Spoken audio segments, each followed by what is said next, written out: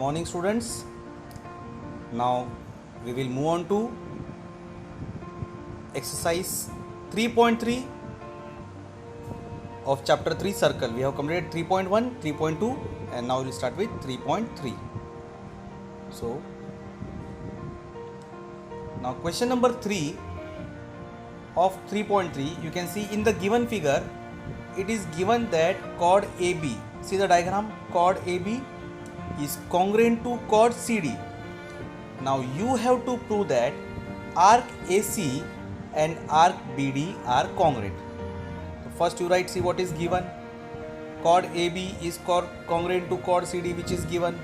Now students, we know that corresponding arc of congruent chords of a circle are congruent.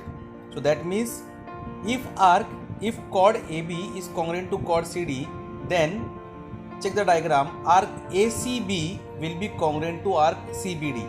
That will be my statement number 1. So see, first I will take one arc, that is first arc I will take ACB. So now arc ACB will be equal to what? Arc AC plus arc CB, that is by arc addition property, statement number 2. Similarly now I will take arc CBD. Check the diagram.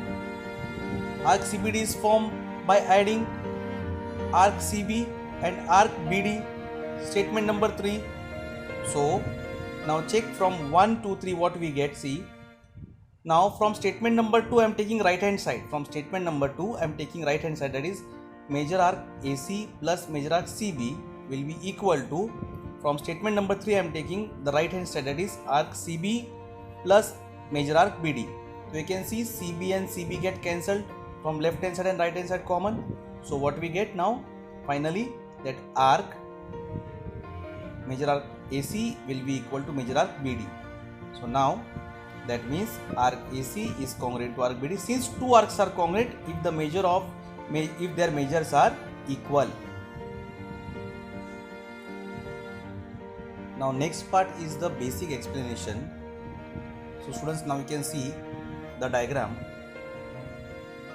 In the first figure you can see circle with center, where you can see there are two different colors. One is with blue color, which indicates inscribe angle, and other is the intercept arc.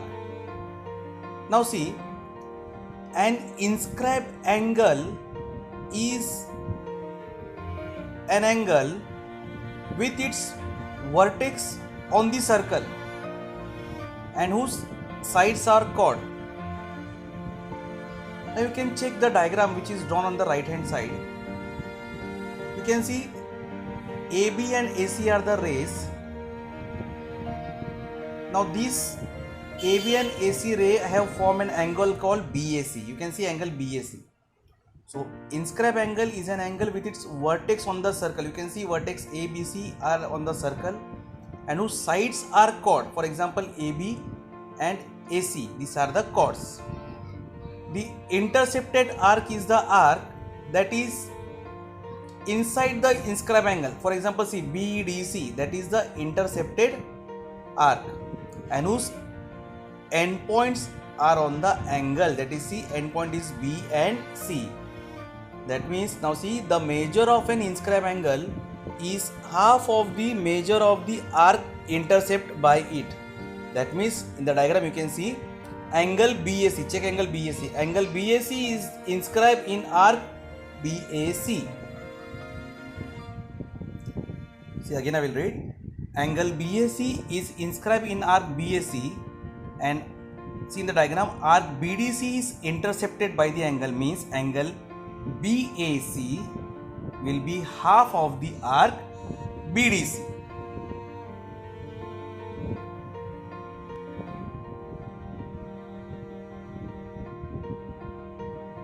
Now see, in the diagram you can see C is the center of the circle.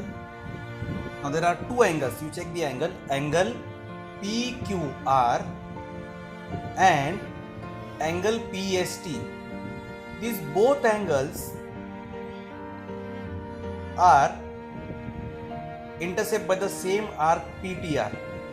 So remember, angle inscribed in the same arc are always congruent, means here angle PSR will be congruent to angle PQR since they are the angle inscribed in the same arc. Now see next one, you can see the diagram. Again you can see here M, you can see center of the circle. Now here AC is the diameter, so AB is the diameter and angle inscribed in a semicircle is a right angle. So angle ABC is inscribed in the arc ABC and intercepts the arc AXC. Now means here see diameter is AC, so angle inscribed in a semicircle is a right angle.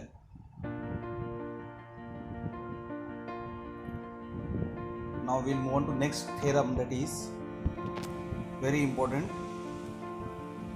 Opposite angles of cyclic quadrilateral are supplementary. This is a theorem. Now you can see circle where quadrilateral ABCD is a cyclic. So here remember that opposite angles of a cyclic quadrilateral supplementary means you can see angle A and angle C, these are opposite angles, so they will be supplementary, means 180 degree, and angle B plus angle D will be again 180. So proof. Now see, angle DAB is inscribed in the arc DAB and intercept arc is DCB. So by inscribed angle theorem, this angle DAB will be exactly half of the arc DCB. Statement number 1. Similarly, you can see angle DCB, check the diagram, angle DCB will be exactly half of DAB by inscribed angle theorem, statement number 2. So now I will add 1 and 2. See, angle DAB plus angle DCB, that is left hand side of first and second statement, will be equal to, now I'll take right hand side of first and second statement, that is half arc DCB plus half arc DAB. Now half and half is common, so what I will do, see, left hand side I'll keep as it is, angle DAB plus angle DCB will be half is common, so I will take now arc DCB plus arc DAB in bracket. Now angle DAB plus DC will be half of 360 because arc DCB and arc DAB constitutes full circle, means 360.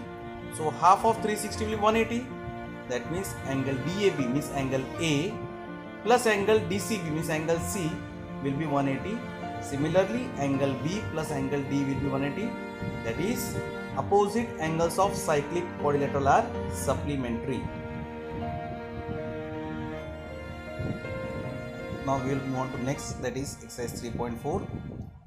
See, question number 1 is, in the given figure, in a circle with center O, check, now in a circle the center is O, length of the chord AB, now you can see the chord AB is equal to the radius of a circle, means this AB chord will be equal to radius. Now here radius is OA and OB. Find the measure of the following, that is first one AOB, angle AOB, second angle ACB, third you find the measure of arc AB, and fourth one measure arc ACB. Now see solution. We know AO and OB or OA and OB are the radii of circle. So OA and OB are equal since they are radii. Now it is given that length of the chord is equal to the radius of the circle, means chord AB will be equal to radius which is given. So OA will be equal to OB will be equal to AB, means all three sides are equal. Now in a triangle, when all three sides are equal, it will be equilateral triangle. So see, triangle AOB is an equilateral. Now when triangle is equilateral, we know every angle measures 60 degree, means angle A angle O and angle B will be 60 degree each. Means angle AOB will be equal to angle OAB will be equal to angle OBA, which is 60 degree. Means angle AOB will be 60 degree. Now we'll find the second sub question, that is, see, we know the measure of minor arc is equal to the measure of central angle. That means arc AB will be equal to angle AOB. Since angle AOB is a central angle, so measure of the minor arc will be equal to central angle. That means measure of arc AB is equal to 60 degree. Now this is the third part we got first. Now second part is what we know, we have to find angle ACB. So here angle ACB will be half of the arc AB. So that is by inscribe angle theorem, arc AB is 60 degree. So half of 60 will be 30 degree. Now the fourth sub question in that, you have to find the measure of arc ACB. Now ACB is the major arc. So from full circle, that is 360, we will subtract the minor arc. The minor arc is AB. So 360 minus 60 will be 300. That means the measure of arc ACB is 300 degrees. Now once again I will explain you this sum in short. Now you see the diagram. In the diagram it was given that O is the center of the circle and AB is the chord which is equal to the radius. So here students, OA and OB was the radius, so that will be equal, and it was given that chord AB is equal to radius, means AB will be equal to OA will be equal to OB. So that means all three sides are equal, means it is an equilateral triangle. So we know every angle is 60 degree. So that means angle AOB, the first answer AOB will be 60 degree. Now see, angle AOB is a central angle which we got 60 degree. That means central angle and minor arc, the minor arc is AB, they will be equal. So if AOB is 60, arc AB will also be 60. Then we want angle ACB. So here we will be using inscribe angle theorem. So measure of arc angle ACB will be half of the arc AB. So half of 60 will be 30, and finally we want the measure of arc ACB, that is the major arc. So from full circle 360 we will subtract the minor arc. The minor arc is AB, that was 60 degree. So from 360 subtract 60, we get 300 degree. Now we'll take one more. It's very easy question. One more question we'll take. See in the figure, quadrilateral PQR is a cyclic. It is cyclic quadrilateral. Side PQ is congruent to side RQ, which is given. Second thing given is angle PSR is 110 degree. Now you find first measure of angle PQR, second measure of arc PQR, third measure of the arc QR, and fourth measure of angle PQR. So see first one, what we'll do, we know opposite angles of cyclic quadrilateral are supplementary, means here angle PSR is angle S and exactly opposite angle is Q. So angle PQR, they both will be 180. Now PSR is given 110, so 110 plus PQR will be 180. Now from 180 I will subtract 110, so I will get 70 degree, means measure of angle PQR is 70 degree.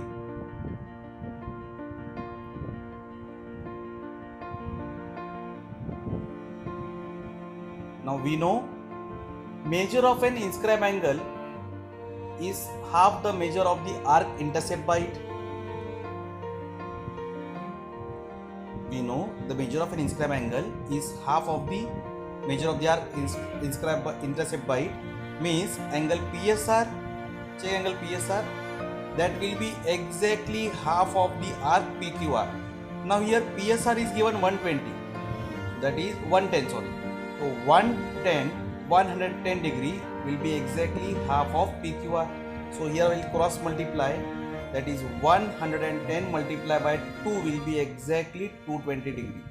Means measure of arc PQR is 220 degree.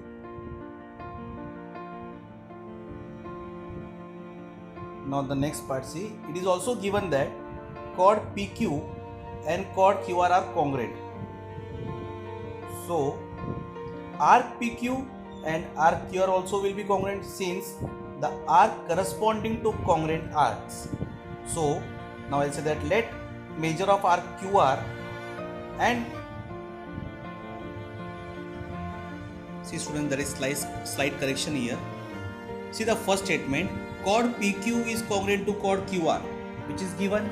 So that means we know arc PQ is congruent to arc QR.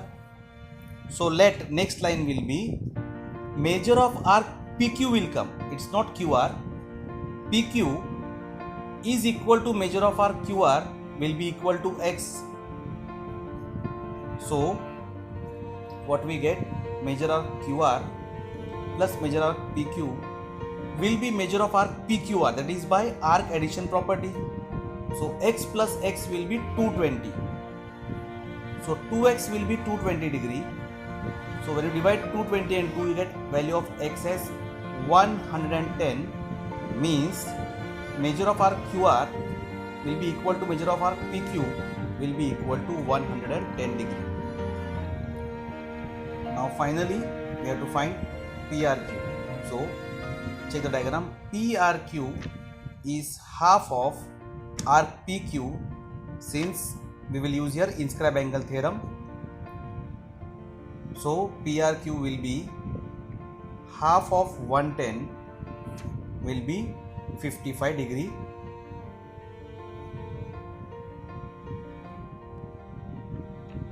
Because arc PQ and QR, they both were congruent. So QR is 110, means PQ is also 110. So half of 110 will be 55 degree. Thank you.